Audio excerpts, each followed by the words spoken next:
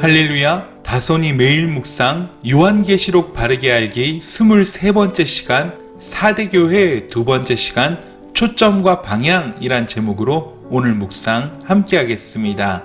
본문은 요한계시록 3장 1절에서 6절까지인데요. 2절과 3절을 읽겠습니다.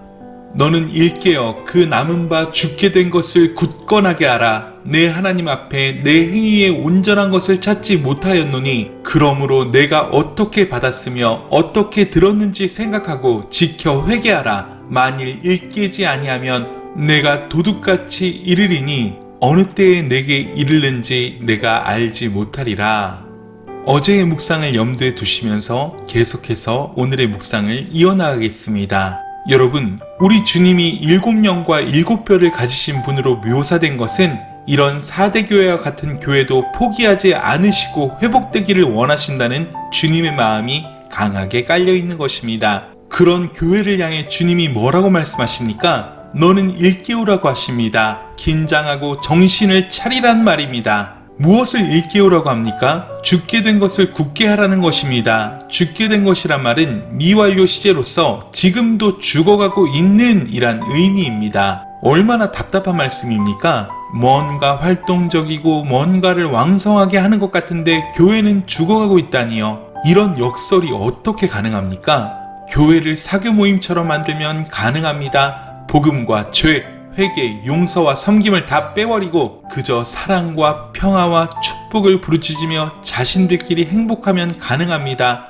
절대 죄책감이 들게 하지 않고 성도들의 마음에 부담을 주지 않으며 즐거운 교회, 이러한 교회는 지금 죽어가고 있는 중이라는 것입니다. 그것을 찾아내어 그 죽어가고 있는 것을 강하게 하라는 것입니다. 왜 그렇습니까? 4대교회의 그 왕성한 활동 가운데 온전한 것을 찾지 못하겠다고 말씀합니다. 그러면서 주님은 3가지의 동사로 처방을 내리십니다. 첫 번째 동사는 생각하라 입니다. 좀 더 정확한 표현은 기억하라는 것입니다. 무엇을 기억합니까? 처음 들은 복음입니다. 내가 어떻게 받았으며 들었는지 기억하라는 것입니다. 복음의 진실을 기억하라는 것입니다. 무엇이 교회이며 성도의 삶인가를 기억하라는 것입니다. 기억상실증에 걸린 4대 교회에게 기억을 회복하라는 것입니다. 복음이 복음되도록 기억을 되찾으라는 것입니다. 주님의 의도와 초점을 맞출 수 있는 기회가 주어진 것입니다. 복음을 기억하는 것이 주님과 초점을 방향을 맞추는 길입니다. 그래서 두 번째 명령의 동사는 기억할 뿐만 아니라 지키라는 것입니다. 복음의 능력을 회복하라는 것입니다. 순종하란 말씀입니다. 교회가 죽어가는 이유는 복음을 잃어버리고 순종을 잃어버렸기 때문입니다.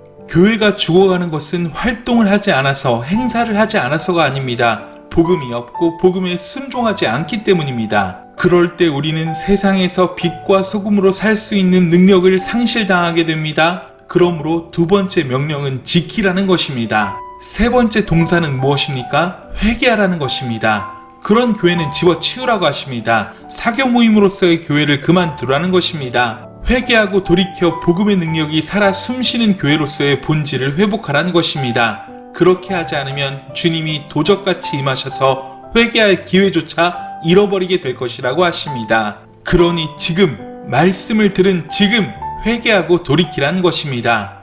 여러분, 마태복음 24장 42절에서 43절을 기억하실 것입니다. 그러므로 항상 깨어 있어라. 왜냐하면 언제 너희 주님께서 오실지 너희가 알지 못하기 때문이다. 이것을 명심해라. 만약 도둑이 언제 들어올지 집주인이 안다면 미리 준비를 하고 도둑이 집에 들지 못하도록 할 것이다. 그렇습니다.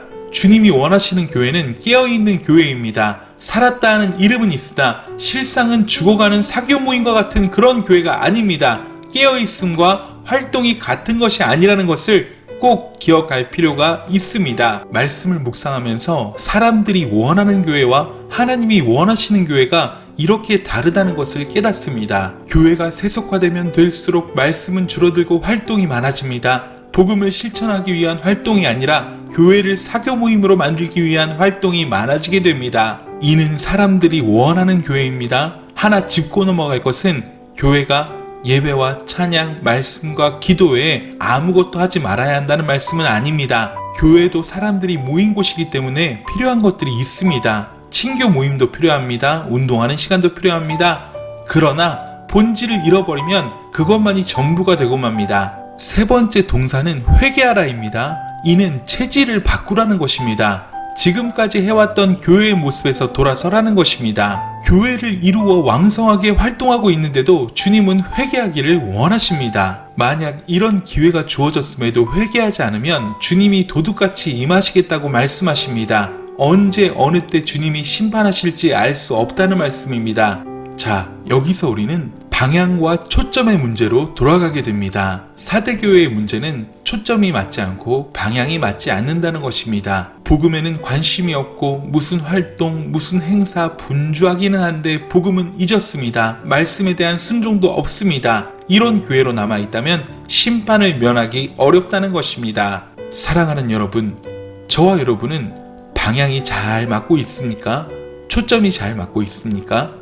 정말 주님이 원하시는 대로 살기 위해 몸부림치고 있습니까? 그릇된 교회, 잘못된 방향으로 가는 교회, 초점이 맞지 않는 교회는 인간의 욕망 성취의 수단이 되기 쉽습니다. 주님과 방향이 맞지 않는 교회, 초점이 맞지 않는 교회는 더 이상 교회가 아니라 심판의 대상이 됩니다. 내가 좋아하는 것과 주님이 좋아하시는 것 사이에서 초점을 정확하게 맞춰야 합니다. 방향이 정확해야 합니다. 그것이 올바른 복음이 가는 길입니다. 이 시간 한번 돌아보십시오. 저와 여러분은 본질이 숨쉬는 바른 신앙, 바른 교회로 자라가고 있습니까?